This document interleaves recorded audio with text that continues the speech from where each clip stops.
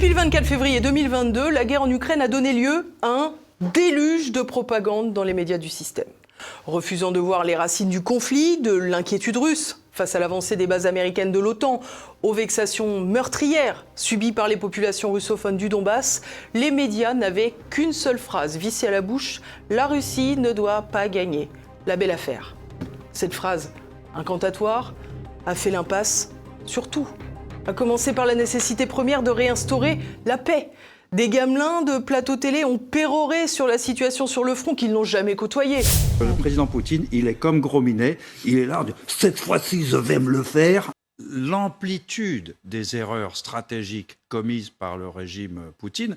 Je regrette pour ma part que les Ukrainiens aient continué leur tentative de percer. Ils se sont trop entêtés selon vous ? C'est mon sentiment, oui. Ils ont menti sur les pertes humaines colossales subies par l'Ukraine. Ils ont menti sur l'issue inéluctable de ce conflit. Et ils viennent aujourd'hui imputer leur échec aux combattants ukrainiens qui ont été sacrifiés sur l'autel de l'OTAN. Sur TVL, nous avons donné la parole à des experts qui connaissent la situation sur le terrain et qui ne récitent pas les lubies atlantistes dont certaines chaînes d'information en continu font désormais leur fonds de commerce. Qui a dénoncé cette boucherie fratricide depuis plus de 600 jours ? TVL, qui a relaté ces négociations anéanties par le Britannique Boris Johnson en mars 2022 ? TVL, qui a expliqué dès le commencement en 2014, pas en 2022, que l'Ukraine était devenue le malheureux nouveau terrain de jeu américain, son proxy, pour nuire à la Russie, tout en affaiblissant l'Europe ? TVL. Sur TVL, nous avons fait le choix de relayer ni la parole de Washington, ni la parole de Moscou. Sur TVL, nous donnons la parole à la paix. Car sans vérité, il n'y a point d'issue. Sans vérité, il n'y a point de liberté. Mais cette liberté, vous le savez, elle a un prix. Alors pour continuer de vous informer avec honnêteté, j'ai besoin de votre soutien. Et TVL a besoin de vous et de votre don. Alors aidez TV Liberté, je compte sur vous.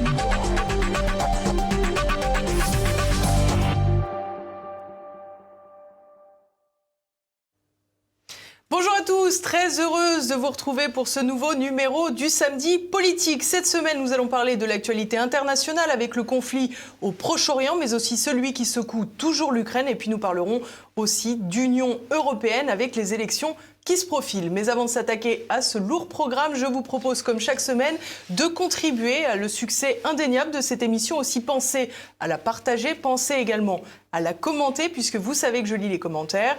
Et puis, bien sûr, cliquez sur le pouce en l'air, ça améliore le référencement et ça nous permet d'être davantage diffusés. Allez, c'est parti, on se retrouve dans un instant, juste après le clin d'œil. Retrouvez le Samedi Politique avec la collection Terre de France. 100% des bénéfices au service d'agriculteurs, de familles, de militaires et d'écoles rurales.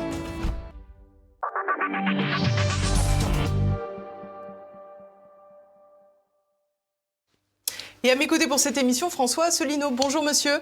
Bonjour Élise Blaise. Merci d'être avec nous sur TV Liberté. On vous connaît bien, mais vous êtes le président de l'UPR, l'Union populaire républicaine, que vous avez fondée en 2007 pour prôner la sortie de la France de l'UE, de l'euro et de l'OTAN. Alors François Asselineau, si vous voulez bien, nous allons commencer avec l'actualité internationale et tout particulièrement avec le Proche-Orient.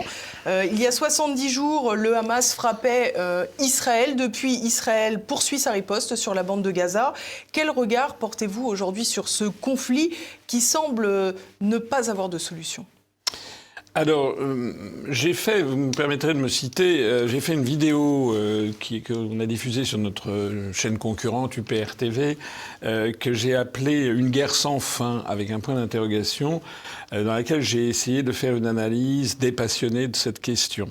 On a beaucoup d'ailleurs 350 000 vues, beaucoup de gens ont regardé, c'est très difficile, c'est le sujet le plus compliqué de la politique internationale, puisque c'est un sujet qui n'est pas résolu depuis au moins 1947, c'est-à-dire qu'il n'y a pas de solution. La seule solution qui a été esquissée au regard du droit international, c'est avec les accords d'Oslo en 1993, avec l'idée de deux États, un État juif, un État palestinien.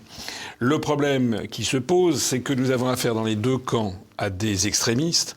D'un côté, vous avez les Palestiniens, un certain nombre de Palestiniens qui considèrent qu'ils étaient chez eux, mais d'un seul coup, ils ont été envahis, et donc il n'est pas question de céder et qu'il faudra la destruction de l'État d'Israël. C'est d'ailleurs le Hamas dans sa charte. Si vous regardez son logo, on voit qu'il s'agit de récupérer en fait tout l'État d'Israël pour faire la Palestine. Donc ce sont des jusqu'au-boutistes qui refusent l'existence même de l'État d'Israël. Et en miroir, de l'autre côté, vous avez aussi des suprémacistes juifs qui, eux, veulent en fait avoir le grand Eretz Israël, c'est-à-dire en fait l'éradication pure et simple des Palestiniens en les chassant, en faisant ce que certains n'osent pas dire, mais c'est quand même ça, c'est quand même de l'épuration ethnique, c'est-à-dire faire partir tous les Palestiniens. Alors il y a des gens qui disent les Palestiniens finalement ils n'ont qu'à aller en Jordanie, ils n'ont qu'à aller en Égypte, etc. Pour que les gens comprennent la situation, c'est un peu comme si en France, au moment de la guerre d'Algérie, on avait dit que les Algériens, le FLN qui combattaient les Français colons qui s'étaient installés, n'avaient qu'à aller s'installer au Maroc ou en Tunisie. Bon, ça le fait pas. Donc c'est pour ça qu'on a en fait deux légitimités qui s'opposent. Et il y a des gens entre les deux qui essaient de faire prévaloir une politique de coexistence entre les deux États. Mais c'est vrai que je me permets de vous interrompre, mais ce que vous décrivez là, c'est deux positions d'État, mais la population de chaque camp, elle, est très divisée et tout le monde ne se retrouve pas forcément dans son autorité nationale. C'est-à-dire qu'il y a beaucoup de Palestiniens qui ne sont pas pro-Hamas et il y a beaucoup d'Israéliens qui sont très critiques à l'égard de la politique de colonisation, notamment de la Cisjordanie. C'est tout à fait exact. Dans les deux camps, il y a des extrémistes, mais malheureusement, le problème, c'est qu'en ce moment, on parle d'extrémistes. Parce que le gouvernement israélien actuel, c'est un gouvernement d'extrême droite, il faut le dire clairement. Et le Hamas, c'est un gouvernement, enfin, je ne sais pas comment on peut le qualifier, mais enfin, ce sont deux extrémistes. Les accords d'Oslo de 93 avaient été bénis par Bill Clinton, avec d'un côté Yitzhak Rabin et de l'autre côté Yasser Arafat. Il ne nous a pas échappé que Yitzhak Rabin a été assassiné ensuite et Yasser Arafat probablement liquidé également. On a affaire, parce que très très vite, après ces accords d'Oslo qui avaient prévu justement la partition, vous avez eu un extrémiste juif qui a commis un attentat terrible, comment dirais-je, au tombeau des patriarches à Hébron, et qui a remis une pièce dans le jukebox. Donc ça a aussitôt déclenché. Au même moment, vous aviez Yasser Arafat qui, je crois, dans un discours en Afrique du Sud, avait dit qu'il s'agissait simplement d'un premier pas, l'idée finale étant de reconquérir toute la Palestine. Et donc ça a capoté. Normalement, une solution, si on était raisonnable, si on voulait faire prévaloir la raison, il faudrait déjà que l'État d'Israël respecte le droit international. Or, l'État d'Israël n'a quasiment jamais mis en œuvre les résolutions du Conseil de sécurité. Il y a notamment la fameuse résolution 242 de 1967 qui prévoit de rendre les territoires occupés au moment de la guerre des 6 jours. Et il y a la résolution 338 de 1973 qui dit un peu la même chose, qui d'ailleurs a été suivie par l'évacuation du Sinaï. Mais en réalité, Israël a toujours refusé ça, comme il a refusé à peu près toutes les résolutions le concernant, bénéficiant cela du soutien des États-Unis. On apprenait ces jours-ci, depuis 1970, les États-Unis d'Amérique, qui sont membres permanents du Conseil de sécurité, de ce fait, ont un droit de veto. Et depuis 1970, ils ont utilisé à 39 reprises leur veto, et à 35 reprises, c'était pour défendre Israël. Et pour, en fait, permettre à Israël de ne pas respecter le droit international. On est dans cette situation qui est une situation de blocage. Alors, Ce qui est inquiétant dans cette histoire, c'est qu'on voit que l'État d'Israël, à mon avis, se livre à une fuite en avant. Je ne dis pas, bien sûr, que quand j'essaie d'être...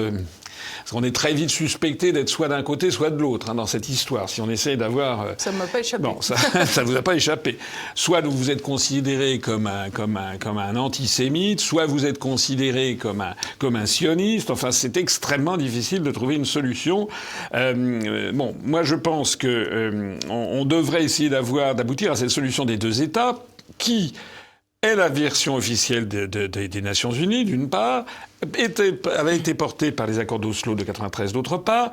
Et en 93, il y avait le Conseil national palestinien en exil qui s'est réuni à Alger et qui a créé l'État palestinien. Donc il y a un État palestinien actuellement qui existe juridiquement, qui a été reconnu par 138 États dans le monde sur les 193 États membres des Nations Unies. Donc l'écrasante majorité des pays du monde reconnaissent l'État palestinien. Mais un certain nombre de pays, à la suite des États-Unis, ne le reconnaissent pas. Pas encore. Par exemple, la France ne reconnaît pas l'État palestinien. Alors qu'au sein même de l'Union européenne, vous avez des États comme la Suède qui reconnaissent l'État palestinien. Alors, ça veut dire au passage que lorsque Macron se rend au Moyen-Orient et qu'il ramène sa fraise prétendant essayer d'aboutir à un accord de paix, vous imaginez bien qu'il n'est pas accueilli de façon chaleureuse par les Palestiniens de l'autorité palestinienne à Ramallah, donc en Cisjordanie, puisque les Palestiniens lui disent « Attendez, la France reconnaît l'État d'Israël, ne nous reconnaît pas à nous. Vous êtes donc de parti pris, donc c'est pas avec vous qu'on va traiter. » Pourquoi les accords d'Oslo ont-ils eu lieu à Oslo ? Parce que justement la Norvège reconnaît les deux États, reconnaît l'État palestinien.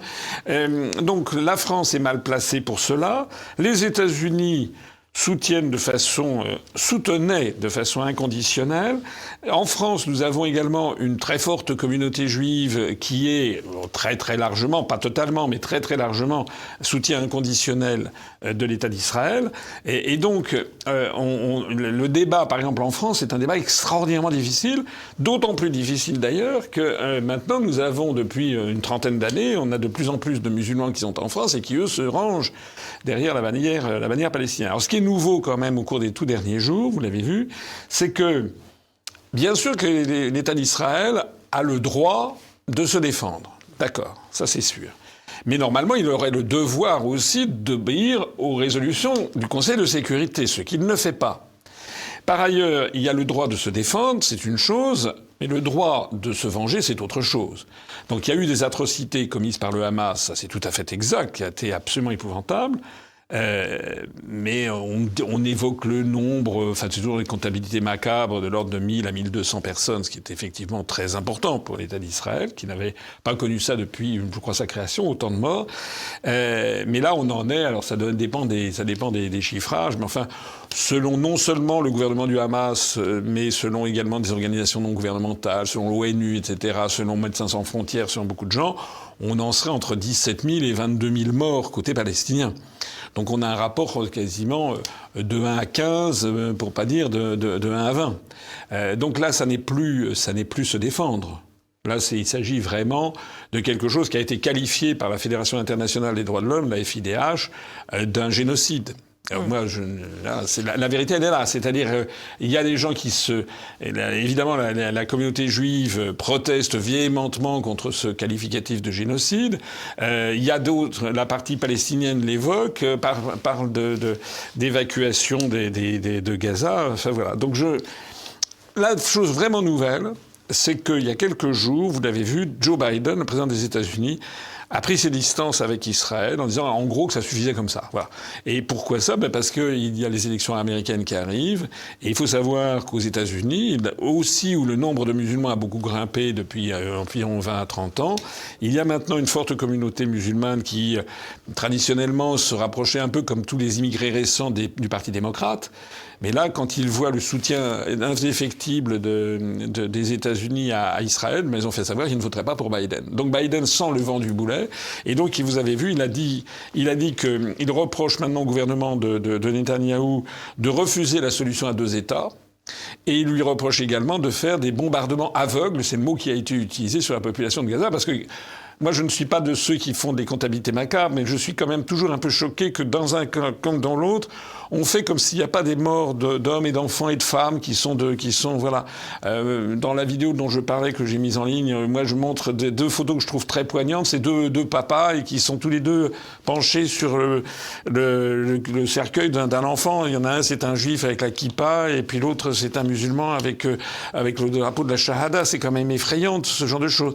Alors, trouver une solution, c'est extrêmement difficile, vous le savez. Bon.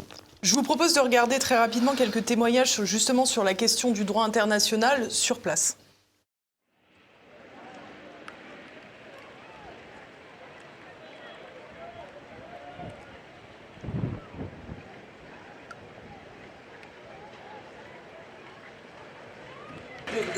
هو المعروف والعادة إنه إسرائيل لا تستجيب لأي قرارات للأمم المتحدة ولا المجلس ولا أي قرارات دولية. هي تعتبر نفسها فوق القانون. عشان كده ما أتوقعش إنه تستجيب لأي قرار. Je pense que le fait d'imposer un cessez-le-feu à un pays souverain comme Israël est une véritable erreur, une faute même politique, puisque Israël est un pays souverain et doit donc défendre ses intérêts. Et ses intérêts, c'est d'éliminer totalement le Hamas, totalement, de récupérer les otages et d'imposer une sorte de cessez-le-feu, mais du côté israélien et pas du côté palestinien. Parce qu'un cessez-le-feu, on sait très bien ce que ça permet au Hamas de se réarmer et de recombattre Israël par la suite. Et c'est pas un bon présage. I think we should stop the war immediately. Not ceasefire, but stop it. Go back with the soldiers. We did enough damage to us and to them. Awful damage. And I think is no result. You can't win this kind of war with guerrilla. You should go back, leave the people to go back to their home, and then find the leaders. When you find the leaders, slowly and clever, and not put in risk the soldiers, and not put in risk all the poor Palestinians in Gaza.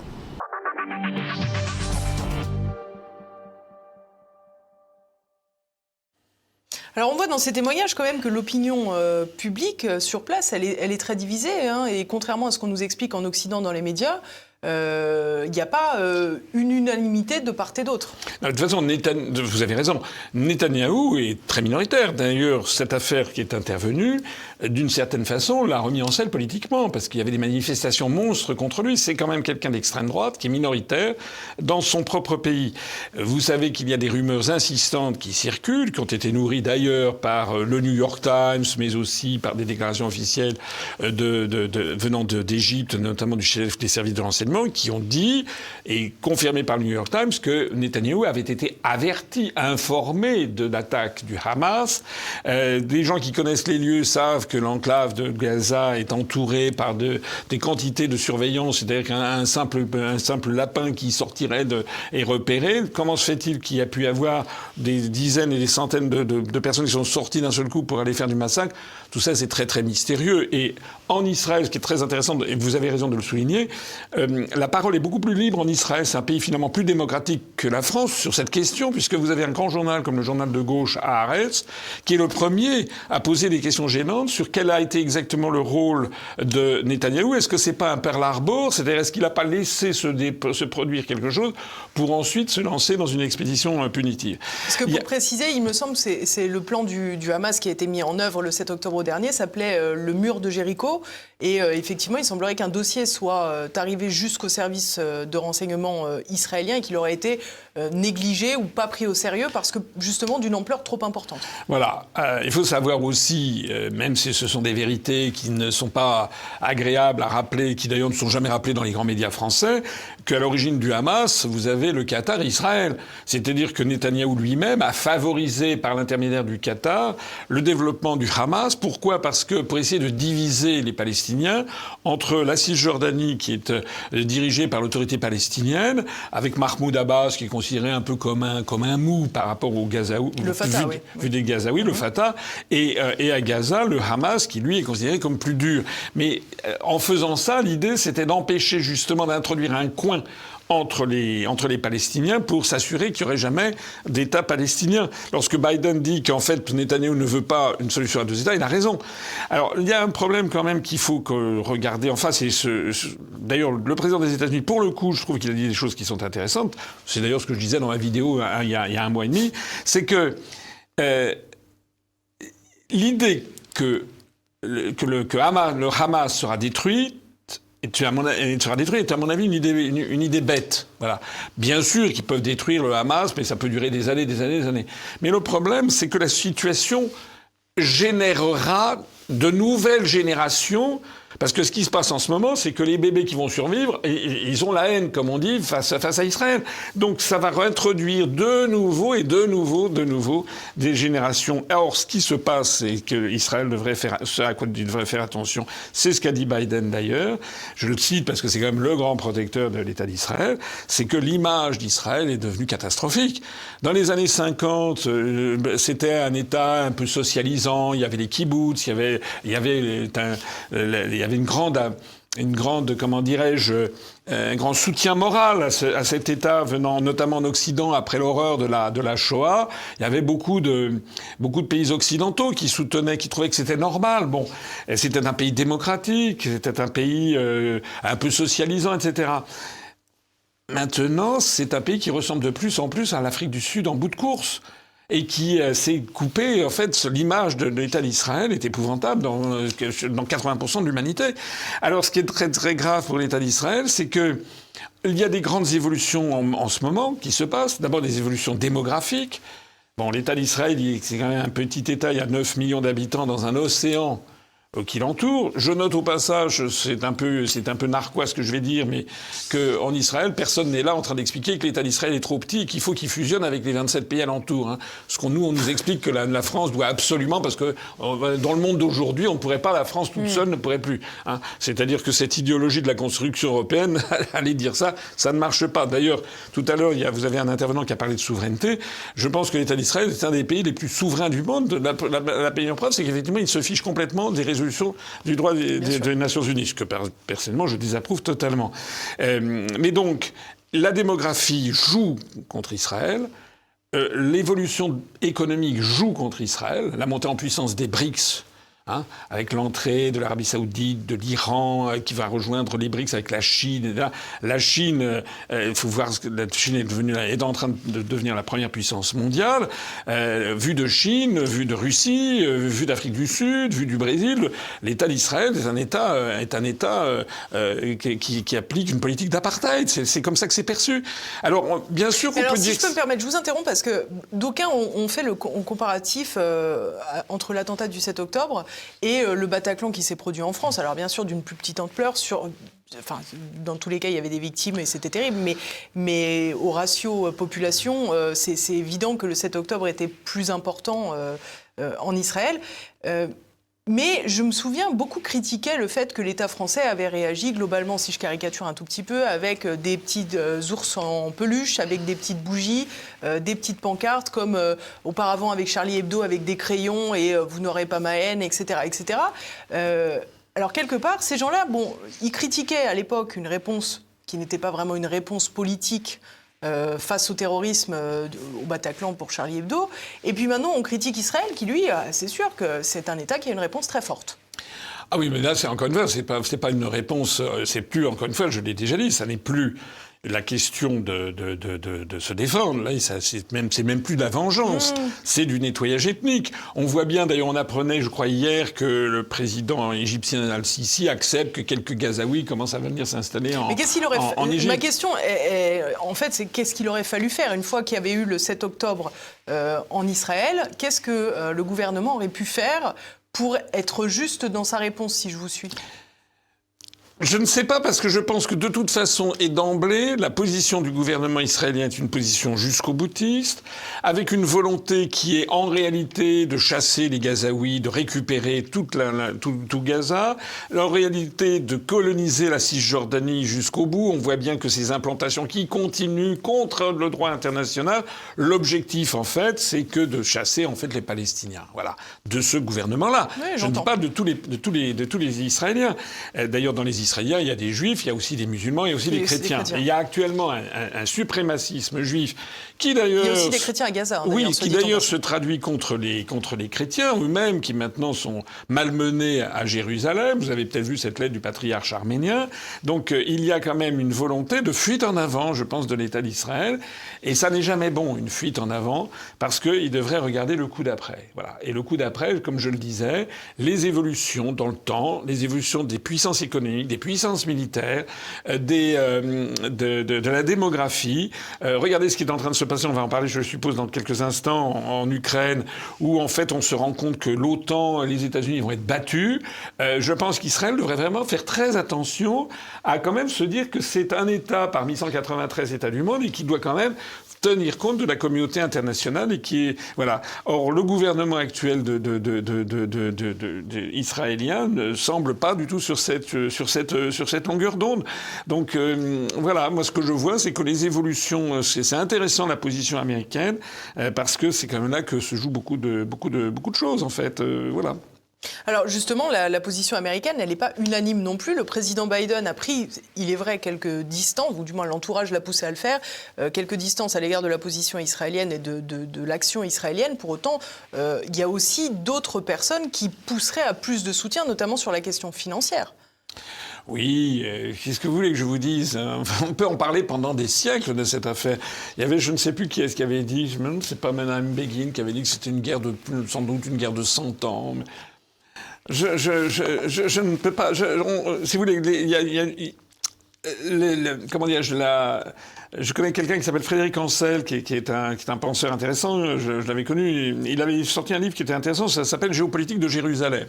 Je ne sais pas si tout le monde a bien conscience, par exemple, de la ville de Jérusalem, où vous avez le mur des Lamentations, qui est là, qui est le mur, vous savez, du temple qui a été détruit, qui est le point focal du monde juif depuis des centaines de milliers d'années. Et puis au-dessus, vous avez l'esplanade des mosquées, mais juste au-dessus, depuis lequel le prophète de l'islam est censé être monté au ciel avec son cheval, un aller-retour pendant une nuit, et donc qui est un des 3 lieux saints de l'islam, les 3 lieux les plus saints de l'islam, avec la Mecque et avec Médine. Médine, c'est là qu'il y a la tombe du prophète. Donc, pour le monde musulman, c'est un lieu absolument sacro-saint. Mais pour le monde juif, c'est aussi... Et ils sont l'un au-dessus de l'autre. Et donc vous avez régulièrement des suprémacistes juifs, ça s'est encore passé il y a quelques jours, je crois, qui vont sur l'esplanade des mosquées au-dessus, parce que l'objectif de certains, c'est de raser la mosquée et de reconstruire un nouveau temple. On est face à une pensée religieuse, à une vision selon la Bible hébraïque, on est face à quelque chose. D'ailleurs, Netanyahou ponctue son discours politique de références, justement, à des références religieuses. Donc c'est plus de la politique, c'est de la téléologie ou de la théologie, c'est la volonté de... Et là, quand vous avez face à ça, c'est extraordinairement c'est explosif. Si jamais les Juifs se mettaient à détruire la mosquée, à la mosquée c'est 1,5 milliard de musulmans qui se mettent d'un seul coup en état d'ébullition.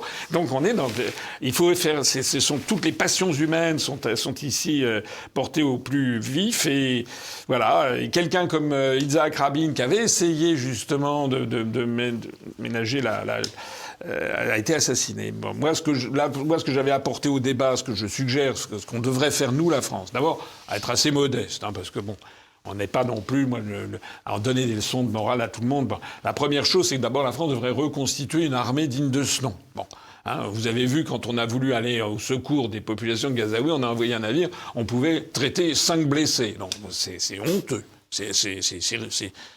Quelle image on peut avoir? Donc déjà, je pense qu'un président de la République devrait, sur un sujet comme celui-ci, arrêter de parler et puis reconstituer pendant 2-3 ans une armée digne de ce nom. Deuxièmement, je pense que la France devrait reconnaître l'État palestinien. Je l'ai déjà dit tout à l'heure, il y a 139 États dans le monde, 138 qui le reconnaissent, dont des États membres de l'Union européenne. La France devrait reconnaître l'État palestinien. Troisièmement, la France devrait mettre tout son poids, si elle en a un, pour essayer de pousser à la création de 2 États, avec un État juif où je propose, j'ai des propositions un petit peu audacieuses, mais il le faut, où je propose que on reconnaisse que Jérusalem-Ouest est la capitale de l'État d'Israël. Parce qu'on vit actuellement sur une fiction selon laquelle la capitale, c'est Tel Aviv. Bon, vous savez que, d'ailleurs, Donald Trump avait, suivi par le Guatemala et quelques autres petits États, avait reconnu et a transféré son ambassade à Jérusalem. Ça a fait un scandale, mais fondamentalement, je trouve que sur ce coup-là, Trump a raison. Enfin, j'ai quand même... Comme disait De Gaulle, quand on dit ce qui est, on fait scandale. Mais c'est la vérité. Jérusalem, c'est quand même la capitale du monde juif. Enfin, faut vraiment être d'une...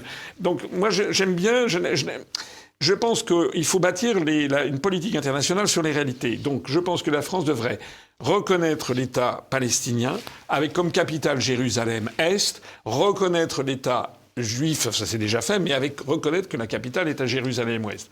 La France devrait aussi essayer de définir une zone tampon entre ces 2 États avec des casques bleus sans limitation de durée, les casques bleus donc des soldats de l'ONU avec différentes nationalités qui exerceraient en permanence une espèce d'état tampon, avec une surveillance garantie par un certain nombre de grandes puissances du monde, notamment les membres permanents du Conseil de sécurité, avec également une aide qui serait donnée au développement de forces économiques et non pas au développement de forces obscurantistes, avec le jeu toujours trouble que les États-Unis ont, avec notamment les frères musulmans ou le Qatar, etc.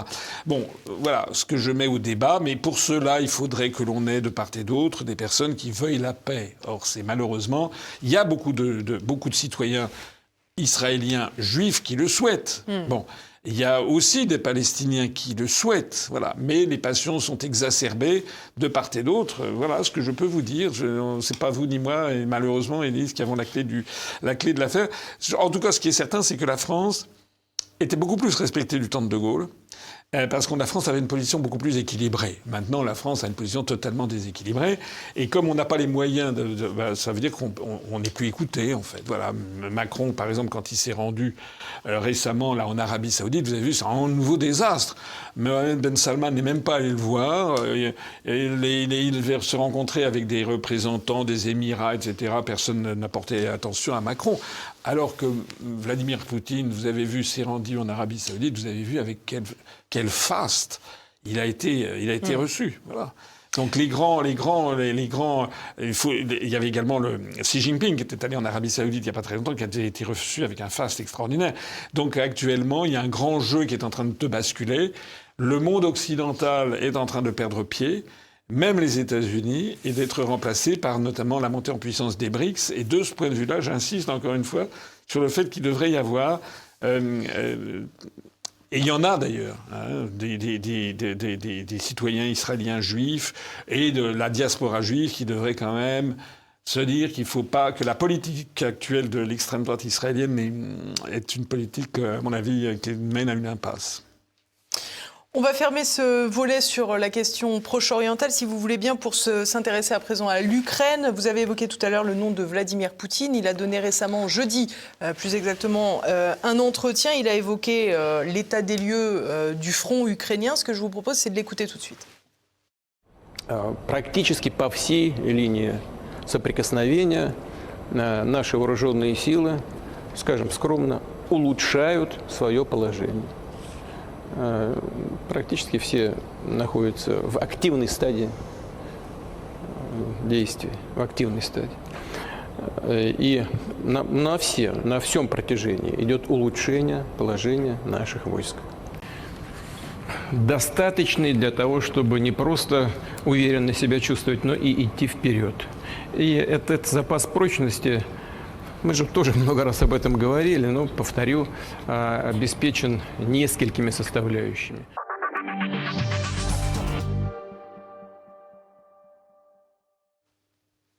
Donc on voit un Vladimir Poutine qui a l'air très confiant sur la situation de son armée. On peut d'ailleurs redouter que cette confiance le pousse à aller plus loin avec ses troupes en Ukraine. Et on se dit finalement, tout ça pour ça, n'aurait-il pas mieux valu faire la paix plus tôt ? C'est évident. Qu'est-ce que vous voulez que je vous dise ? Je suis l'un des rares sur la scène politique française à avoir depuis le début, je pose, excusez-moi de le citer encore, mais d'avoir mis le bon diagnostic. Je me suis fait traiter de tous les noms, que je recevais des valises de Poutine, que j'étais ci, que j'étais ça, que j'étais... Parce qu'il n'y a pas de débat en France sur cette question. Vous savez, ce que donne la maturité et l'expérience politique. Quand on a... Moi, j'ai accompagné Mitterrand, Chirac, j'ai rencontré beaucoup de chefs d'État quand je suis passé au Quai d'Orsay. Quand on a de la maturité, regardez les déclarations, par exemple, de Dominique de Villepin sur Israël. Il a été vilipendé, mais sur le fond, il a raison dans ce qu'il dit. Bon, donc on est dans un pays en France où maintenant, quand on essaie de dire la vérité, la réalité des choses, on se fait absolument agonir d'injures, et d'ailleurs interdire médiatiquement, c'est mon cas, parce que vous n'êtes pas dans la doxa. Bon. Avec le recul du temps, beaucoup de gens vont commencer à réaliser quelque chose, c'est qu'il fallait vraiment être siphonné pour penser que la Russie, qui est quand même la première puissance nucléaire mondiale, qui a des intérêts absolument vitaux sur cette question, allait se laisser battre par une coalition d'une trentaine d'États menés par les États-Unis d'Amérique, qui ont des intérêts qui n'ont pas intérêt en fait à ça. Donc vous avez au bout du compte, quand vous avez un peuple qui, est-ce que qu'on le veuille ou non, qu'on dise que Poutine est un dictateur, etc., d'accord, mais il a un soutien massif de la population sur ce sujet, puisque je rappelle qu'il ne s'agit pas d'une invasion de l'Ukraine par la Russie, il s'agit d'abord et avant tout d'une guerre non déclarée de l'OTAN pour démanteler la Russie, avec un projet très précis de démantèlement de l'État russe. J'ai eu l'occasion de l'expliquer chez vos confrères du dialogue franco-russe. Ça a été confirmé par Mme Victoria Nuland, la sous-secrétaire d'État américaine. Il y a des projets de démantèlement, comme il y avait d'ailleurs des projets de démantèlement de la Turquie et de l'Arabie Saoudite. Ça n'est d'ailleurs pas pour rien que Erdogan d'un côté et Mohamed Ben Salman de l'autre se sont rapprochés de la Russie lorsqu'ils ont vu les projets venant de l'entourage du département d'État ou du ministère de la Défense américain visant à la vente à la découpe de leurs États. Donc, Poutine a réagi, il a pris les devants en envahissant l'Ukraine. Vous avez eu toute une orchestration extraordinaire en France où on vous a expliqué que Poutine était au bout du rouleau, il avait la maladie d'Alzheimer, la maladie de Parkinson, la maladie d'Asperger, il avait les pieds plats, il souffrait d'un complexe de supériorité, d'un complexe d'infériorité, il avait un cancer du foie, du pancréas, de l'œsophage. Enfin, je n'invente rien. Bon. Et là, vous voyez, c'est un homme en pleine possession de ses moyens et qui veut un nouveau mandat d'ailleurs jusqu'à 2030. Il va être réélu, bien sûr. Ça vous choque, vous? Qui brigue un nouveau mandat? Il y a quelque chose, je pense qu'il faudrait vraiment que les Français et la scène politique française commencent à comprendre, c'est admettre ce qu'on appelle l'altérité, c'est-à-dire qu'arrêter de donner des leçons de démocratie à la planète entière, comme si d'ailleurs la France était un modèle de démocratie. Ça suffit. La France est un pays, c'est une démocrature, comme on dit. Ça a l'apparence d'une démocratie. En fait, c'est une véritable dictature, puisqu'en fait, on voit, on aura peut-être l'occasion d'en parler, comment l'oligarchie en ce moment est en train de façonner les esprits pour nous imposer des gens que les Français ne veulent pas, qui sont totalement incompétents pour être les successeurs de Macron.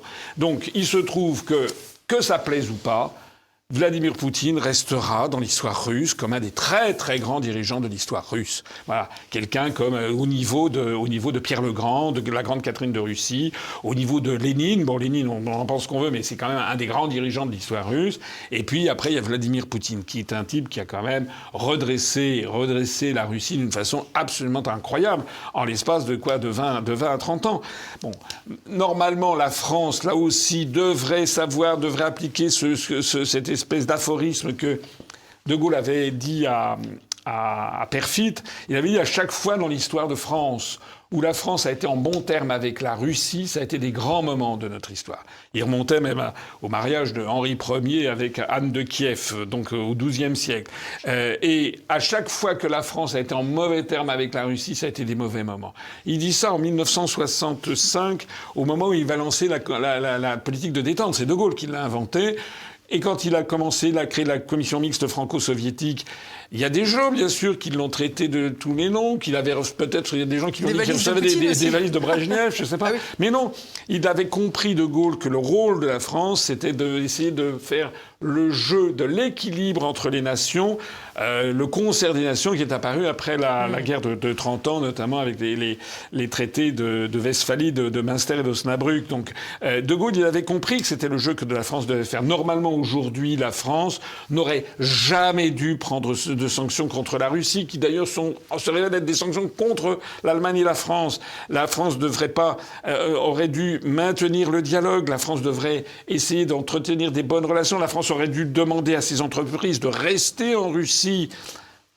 Et pour cela, il faudrait que la France ne soit plus dans l'Union européenne. On retombe toujours sur la même situation. Alors, avant d'aller sur l'Union européenne, je voudrais qu'on revienne sur la question des États-Unis, sur le théâtre ukrainien. Vous avez évoqué tout à l'heure pour le Proche-Orient, en disant que Joe Biden était plutôt timide dans son soutien, du moins plus timide que de coutume. En ce qui concerne le théâtre ukrainien, les États-Unis sont en phase de désengagement. Je vous propose d'écouter tout de suite une déclaration d'Anthony Blinken, il est secrétaire d'État américain. Si vous regardez les investissements que nous avons faits dans la défense de l'Ukraine pour faire face à cette agression, 90% de l'aide à la sécurité que nous avons fournie a été dépensée ici, aux États-Unis, avec nos fabricants, avec notre production. Et cela a produit plus d'emplois américains, plus de croissance dans notre propre économie. Il s'agit donc d'un processus gagnant-gagnant que nous devons poursuivre.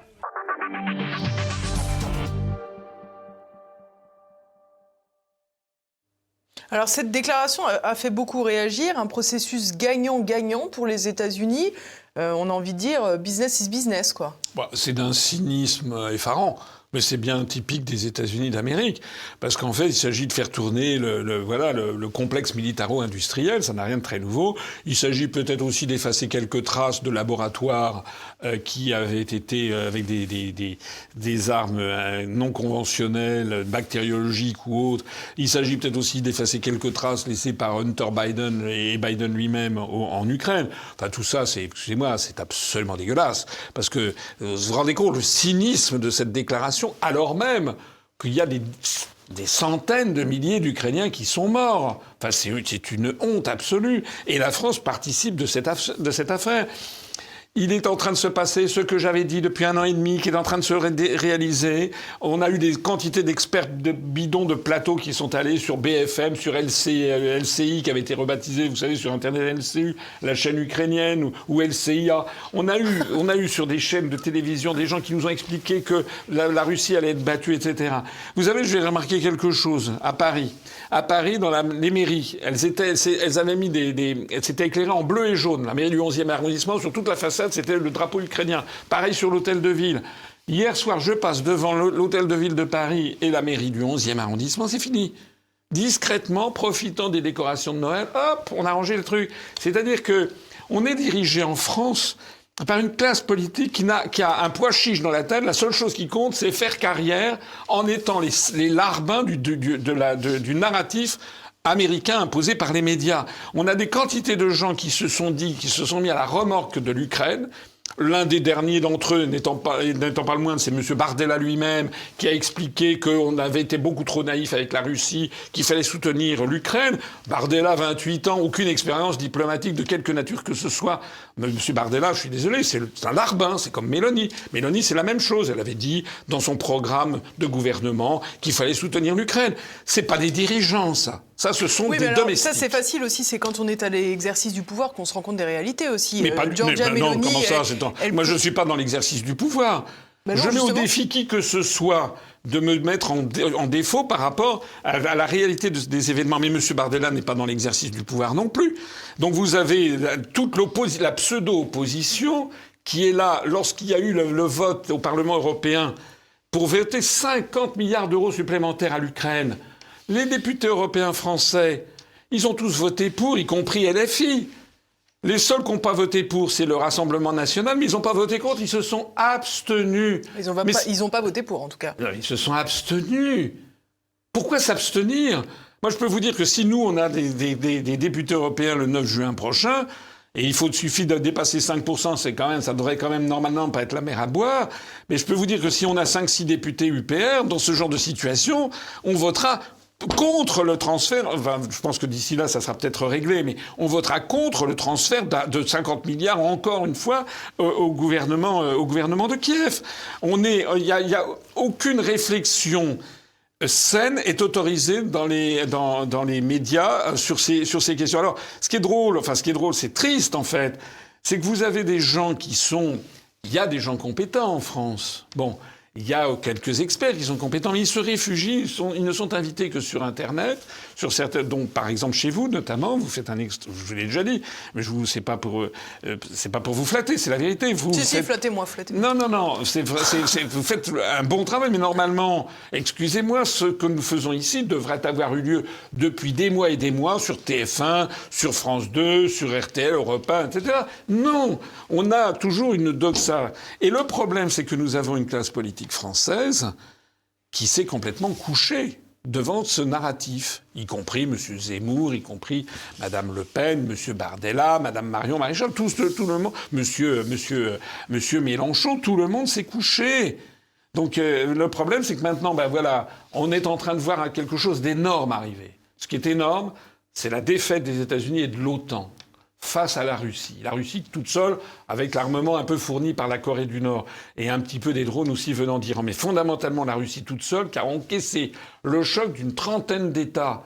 Et donc, alors les élections américaines arrivant, le soutien des républicains, donc faisant désormais défaut à Zelensky, les Américains disent aux Européens, c'est à vous de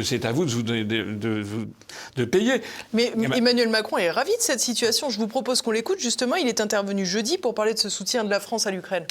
Nos deux pays sont déterminés à soutenir l'Ukraine aussi longtemps qu'il le faudra en matière militaire, économique, humanitaire et diplomatique, car il en va de notre sécurité collective et du respect de l'ordre international fondé sur le droit et nos valeurs communes. Ce message, nous le porterons ensemble durant le Conseil européen pour que l'Union soit au rendez-vous du soutien entier et durable à l'Ukraine.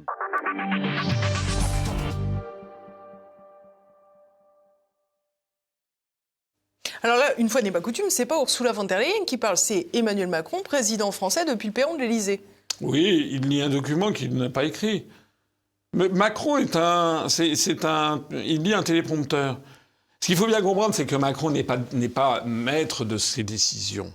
Macron, il a été catapulté à l'Élysée par des forces qui ont monopolisé à son profit tous les médias. Voilà. C'est qui ces forces ? C'est quoi ces forces ?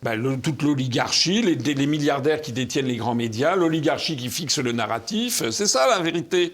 J'en sais quelque chose, je l'ai déjà dit 50 000 fois. Moi, j'ai eu droit à 0,8% du temps de parole pendant un mois. Et avant, personne ne me connaissait.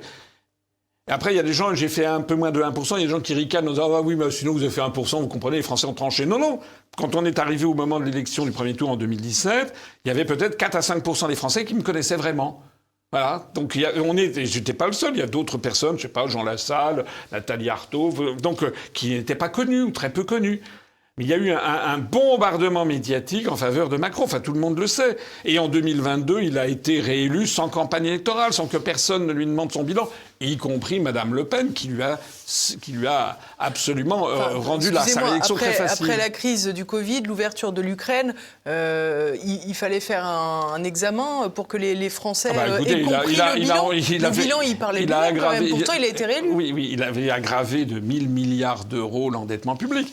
Mais ça, les Français le savent. Mais non, mais écoutez, si j'avais été moi face à Macron au deuxième tour en 2022, je peux vous dire que la tournure de l'entretien n'aurait pas été le même qu'avec Madame Le Pen. Voilà. Et actuellement, on assiste à quoi en France ? Je dis vraiment ce que je pense. L'oligarchie a décidé... Maintenant, Macron, c'est terminé. Il est complètement carbonisé. Tout le monde sait que c'est terminé. Je ne sais même pas s'il va pouvoir durer jusqu'en 2027. Là, il lit un truc. Voilà. Il est sous emprise, cet homme. Voilà. C'est un homme qui est sous emprise. Et donc, l'oligarchie a décidé quoi ? Elle a décidé, j'en suis absolument convaincu, de tout faire pour que ce soit Édouard Philippe qui soit le successeur. Bon. D'où, d'ailleurs, ces sondages complètement bidouillés, l'homme politique le préféré des Français. Vous savez que c'est l'homme politique parmi une petite liste nominative, où il y a des gens qui sont mis et d'autres qui ne le sont pas. Par exemple, moi, je n'y suis pas, bien sûr, quand on propose aux Français. Donc, c'est pas l'homme politique préféré des Français. C'est parmi la liste que je vous donne, quel serait celui que vous préférez. Voilà. Moi, je pourrais faire un sondage où j'apparaîtrais avec 98% des Français qui diraient que je suis l'homme politique préféré des Français. Il suffirait que j'ai un sondage où je demanderais à choisir entre François Asselineau, Émile Fourniret, Marc Dutroux, par exemple. Vous voyez ce que je veux dire? Donc les gens diraient, je préfère encore Asselineau. Bon, c'est comme ça qu'on arrive à monsieur Édouard Philippe. C'est Michel Fourniret. Michel Fourniret. Non, c'était Émile Louis, pardon. Oui. Exactement. En plus de ça, après ça, vous avez les redressements des sondages, etc. Donc on apprend comme ça que monsieur Édouard Philippe, qui a injecté du Rivotril dans les EHPAD, si j'ose dire, qui a fait le confinement, qui a contribué à l'endettement phénoménal de plus de 600 milliards d'euros à l'occasion de la Covid, qui veut porter la retraite à 67 ans, qui a imposé le 80 km, qui est en train d'entraîner à la ruine la ville du Havre, etc. On veut faire croire que ce monsieur serait la coqueluche des Français, mais c'est incroyable. Vous savez, je vais encore citer quelque chose. UPR TV, notre chaîne de télévision, on est à 90 500 000 vues cumulées. J'ai regardé la chaîne de télévision de Horizon de M. Édouard Philippe. Vous savez à combien il en est? 60 000 vues. Non, mais lui, il n'a pas besoin de chaîne YouTube. Non, mais... Il est déjà dans les médias. Oui, non, mais s'il disait des choses intéressantes, les gens se précipiteraient pour écouter. C'est comme vous avez beaucoup de vues. Lorsqu'il y a quelque chose d'intéressant, les Français, ils votent non pas avec les pieds, mais ils vont regarder ce qui les intéresse. Nous, on a 90 500 000 vues. Et je suis interdit de tous les médias. Et on prétend que M. Édouard Philippe serait la coqueluche des Français. Mais ce qu'il faut savoir, c'est que l'oligarchie est maligne, parce qu'elle sait bien aussi que c'est pas fait, Édouard Philippe, parce que à la différence de Macron, Édouard Philippe, les Français ont vu ce que c'était. Le 80 km/h, la retraite à 67 ans, etc. Les Français, fondamentalement, n'en veulent pas. Beaucoup parlent de Gabriel Attal. Voilà, il a sorti un bouquin qui ne se vend pas, d'ailleurs. Tout ça, il y a des quantités de signaux qui montrent que personne ne veut, en fait, de M. Édouard Philippe, qui a cru, finalement, faire genre, en expliquant à chaque fois qu'il prenait la parole, qu'il perdait ses poils. Enfin, c'était son programme politique, l'alopécie de M. Édouard Philippe. Comme l'oligarchie sait très bien que c'est pas évident, ils ont des fers au feu. Et parmi les fers au feu qu'ils ont, j'en suis absolument convaincu, il y a d'abord Marine Le Pen, deuxièmement Gabriel Attal et Bardella. Et ce sont ceux qui sont prévus ensuite. Parce que Mme Le Pen ou Bardella ne font absolument pas peur à l'oligarchie. Bardella, je suis désolé, je sais que je vais choquer, mais c'est la vérité. Qu'est-ce qui sépare Bardella de Macron aujourd'hui? La lutte contre l'immigration. Vous plaisantez.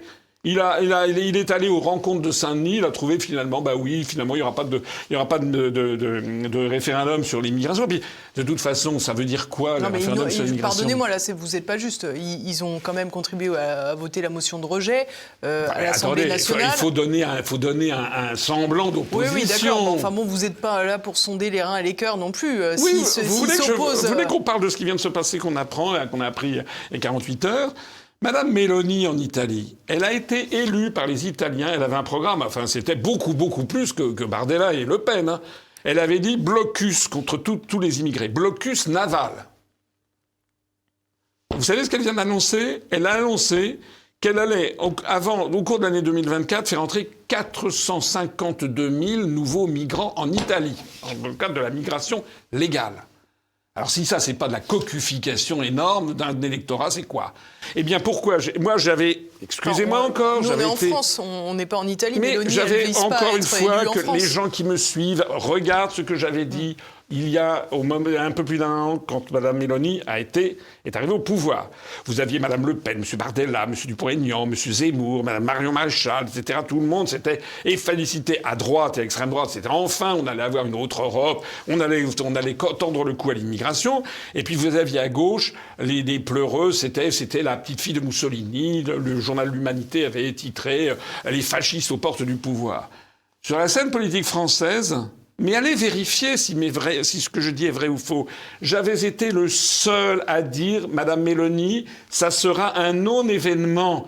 Pourquoi? Parce qu'elle voulait rester dans l'UE, dans l'euro. C'est pas qu'elle voulait, c'est qu'elle avait promis de rester dans l'Union européenne, dans l'euro, dans l'OTAN, dans la Cour européenne des droits de l'homme. Elle a tenu ses promesses. Comment? Elle a tenu ses promesses. Oui, mais ça, elle l'avait mis dans son programme de gouvernement. Avec Salvini de la Lega et avec Berlusconi, qui est depuis passé de vie à trépas. Et elle avait également dit qu'il fallait soutenir l'Ukraine contre la Russie. Donc elle avait coché toutes les cases. Comme Bardella a coché toutes les cases, comme Gabriel Attal coche toutes les cases, comme Madame Le Pen coche toutes ces cases-là. C'est pour ça que ça ne fait pas peur à l'oligarchie. Mais est-ce que l'exercice du pouvoir, c'est pas forcément l'exercice du consensus? C'est-à-dire qu'on promet 100, on espère faire 100, mais à la fin, on arrivera juste à faire 50. Non, mais on promet, attendez, moi, il y a quelque chose, j'ai une sainte horreur depuis que je suis enfant, d'utiliser la crédulité des gens pour extorquer leur volonté. Madame Le Pen, Monsieur Bardella, écoutez-moi bien, parce que je pense qu'il y a très forte chance qu'il soit élu en 2027, plutôt Madame Le Pen, mais on ne sait jamais, hein. Parce que Bardella, maintenant, quasiment, on est dans un système de dingue en Occident, où quelqu'un qui a 28 ans, qui a expérience zéro en tous les domaines, qui n'a fait que de la politique, qui lit des fiches sur un téléprompteur, on va lui confier les destinées de la France. Mais il faut être dingue. Il n'y a aucun pays au monde qui, normalement, ne donne le pouvoir exécutif à quelqu'un qui a moins de 50 ou 60 ans. Le Canada. Oui, bravo. Hein. Donc, en réalité, si les Français sont suffisamment bêtes pour ne pas voir que si Bardella, il en est question toute la journée dans les médias, c'est parce qu'il sert les intérêts du système. Il en est moins question qu'Emmanuel Macron ou que la majorité présidentielle. Ah non, c'est pas vrai. Ah non, Bardella, c'est sans arrêt, c'est tous les jours. Mais c'est le deuxième parti de France. Oui, enfin, les médias, tout le monde. Mais enfin, s'il faisait peur, c'est comme Mélanie. Mélanie, elle était sans arrêt dans tous les médias en Italie en disant « Oh là là, c'est terrible, c'est la successeur de Mussolini, c'est effrayant ». Mais si l'oligarchie a peur de quelqu'un, il le cache. C'est ce qui m'arrive. Parce qu'ils ont très peur de ce que nous, on pourrait faire. Parce que nous sommes un mouvement qui est au-dessus du clivage droite-gauche. Nous nous inscrivons dans la pensée gaulienne. Nous nous inscrivons dans l'idée d'un Conseil national de résistance rassemblant tous les Français pour reprendre notre souveraineté. Nous disons ce que personne n'a le droit de dire sous peine d'excommunication médiatique, c'est que tant que la France restera dans l'Union européenne, dans l'euro, dans l'OTAN et accessoirement la CEDH, nous ne pourrons pas régler aucun des problèmes, et notamment pas le problème de l'immigration. En revanche, ça, c'est très bien d'avoir des Mélanie, d'avoir des Tsipras en Grèce, d'avoir des Sebastian Kurz en Autriche. C'est-à-dire d'avoir quelqu'un qui dit aux gens ce que les gens ont envie d'entendre, mais qui, en fait, n'auront aucune possibilité de modifier la situation. Vous savez, laissez-moi encore, si vous me le permettez, quelques instants sur cette question migratoire. On fait croire aux Français que le problème migratoire, ce serait ce qui se passe en Méditerranée. Donc, Madame Mélanie, c'était le blocus, etc. Bon. On a régulièrement les affaires de SOS Méditerranée. Mais vous avez Madame Ylva Johansson, qui est la commissaire européenne chargée des affaires intérieures, qui est une Suédoise. Elle a été invitée à Madrid il y a une quinzaine de jours, puisque c'est l'Espagne qui actuellement exerce la présidence tournante de l'Union européenne. Et elle a fait un discours. Personne n'en a parlé en France, sauf moi. Allez voir sur notre site ou sur mon compte Twitter. Elle a dit ceci. Elle a dit, en 2022, je ne sais plus 2022 ou 2023, je crois que c'était 2022, il y a eu 3 500 000 migrants légaux qui sont entrés dans l'Union européenne, c'est-à-dire qu'ils avaient des cartes de séjour distribuées par un des 27 États membres. Et il y a eu 370 000 migrants illégaux. C'est-à-dire, en gros, quelque chose comme 3,8 millions à 3,9 millions migrants, dont 10% d'illégaux. Et elle a dit, ça c'est le premier point. Deuxièmement, hors de question de modifier Schengen, c'est-à-dire que les migrants légaux peuvent circuler. Troisièmement, l'Union européenne a besoin de migrants pour faire les travaux dans son économie, ce que Mme Meloni vient d'ailleurs de dire en annonçant qu'elle va faire entrer 452 000 migrants en Italie l'année prochaine. Et enfin, elle a dit que l'objectif de l'Union européenne, c'est d'assurer des migrations sûres et ordonnées. Ce sont exactement les formules qui figurent dans le fameux pacte de Marrakech de 2018. Je crois que vous m'aviez invité peut-être à cette occasion, et qui a été signé et ratifié par la France, qui consiste désormais à considérer que dans le monde, il y a des migrants et que les États ne doivent plus s'y opposer. Je rappelle qu'il y avait deux, trois États qui avaient refusé, notamment, je crois que la Pologne et la Hongrie s'étaient opposés à la ratification de ce document, mais surtout les États-Unis d'Amérique, le Chili et surtout Israël. Parce qu'Israël, pas question de signer un truc qui ferait considérer que tout le monde peut venir s'installer. Qu'est-ce qui se passe? Pourquoi est-ce que personne actuellement ne dit que le problème de l'immigration en France, qui est un problème absolument fondamental, c'est fondamentalement non pas les immigrants illégaux, ce sont les immigrants légaux, c'est-à-dire quelque chose comme 3 à 4 millions de personnes par an. Ça fait la population française en 16 à 17 ans. Est-ce que la loi là, qui a été rejetée par l'Assemblée nationale traitait de ça? Absolument pas. Est-ce que M. Zemmour, est-ce que Mme Le Pen, M. Bardella disent qu'il y a prévu par l'Union européenne d'avoir 3,8 à 4 millions de migrants par an, tous les ans, au cours de toutes les années qui viennent? Pas du tout. Ils restent dans l'Union européenne. Donc c'est moi, si vous voulez, mon combat politique... Ils restent dans l'Union européenne, ils ne sont pas au pouvoir, en l'occurrence. Donc. Non, mais ils ont promis de rester dans l'Union européenne. Pas rêver. Ils ont fait comme Mme Mélanie. Ils peuvent dire ce qu'ils veulent. Ils peuvent dire avec nous, on va arrêter l'immigration. Donc qu'est-ce qui va se passer?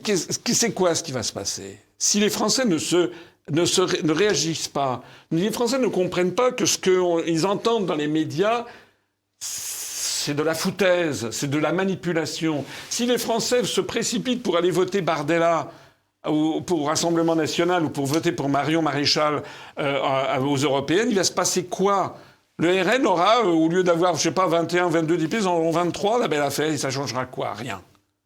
Et si Mme Le Pen est élue en 2027... Si je peux me permettre, s'ils votent pour vous plutôt et que vous avez 5 ou 6 députés, François Asselineau, ça ne changera rien non plus. Ah si, ça changera 2 choses.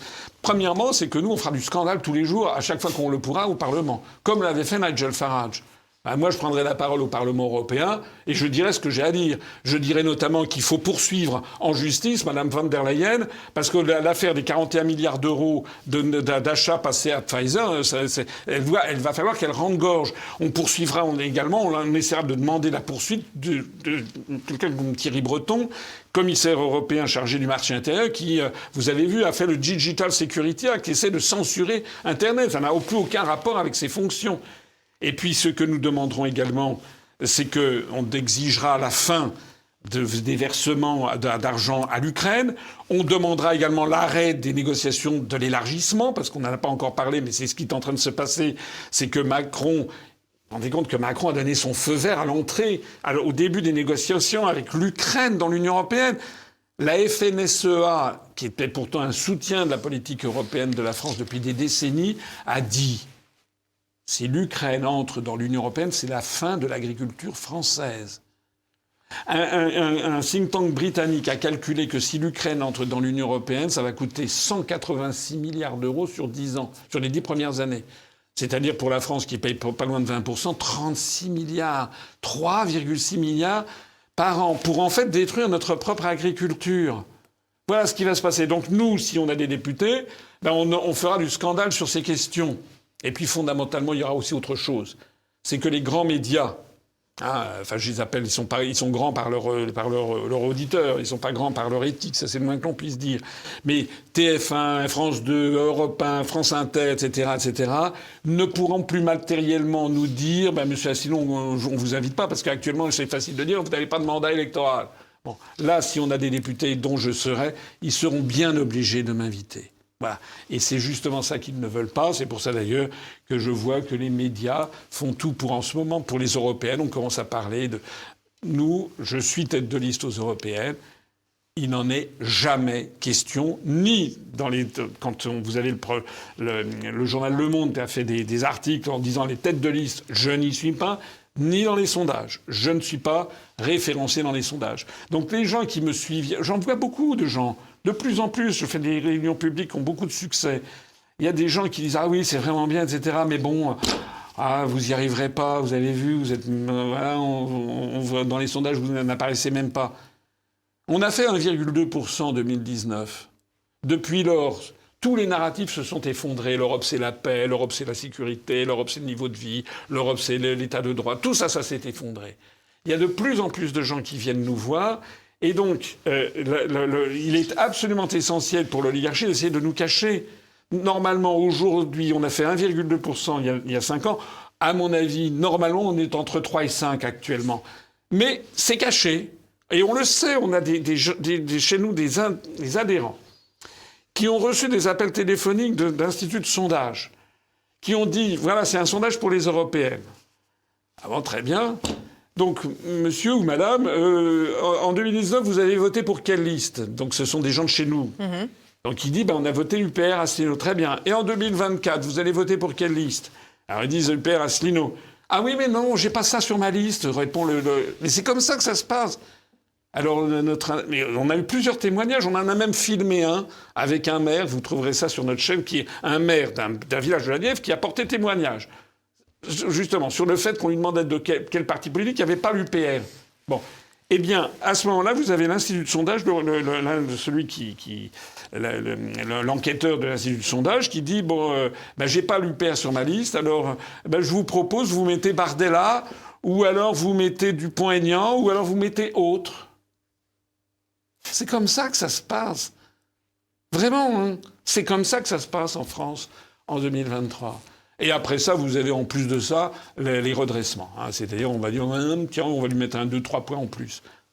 J'ai vu un sondage Odoxa récemment dans les Échos qui donne aux Républicains 8 points. Qui donne 7 ou 8 points au Parti Socialiste, à Raphaël Glucksmann. Enfin, moi, je n'y crois absolument pas. Et alors, le mot de la fin, François Asselineau, comment vous espérez changer cela ? Que c'est un peu David contre Goliath. Oui, mais d'abord, je vous signale que David a triomphé de Goliath. Reprenez vos écritures saintes.